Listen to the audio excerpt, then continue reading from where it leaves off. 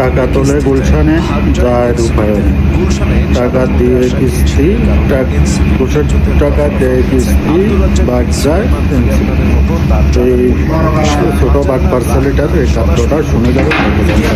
বাস্তবে কেউ ভণ্ড হলে ফেসবুকে সে ওলিয়া উলিয়া হয়। অনেকটা বিসিএস এর প্রশ্ন ফাঁসের সাথে জড়িত সেই আবেদ চাচার মতো। এই ছেলে বড় হয়ে আবেদ চাচা হতো। চাঁদা নিয়ে সে বিএনপিকে ফেসবুকে দিনরাত খোঁচাতো।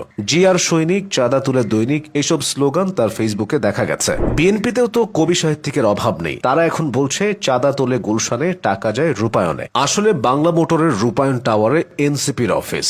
নাহিদ ইসলামের সঙ্গে ছবি তুলে সে লিখেছে, রোদ্দুর একসাথে যেতে চাই বহুদূর। তার বোঝা উচিত ছিল নাহিদের ওজন আগের চেয়ে অনেকটাই বেড়েছে।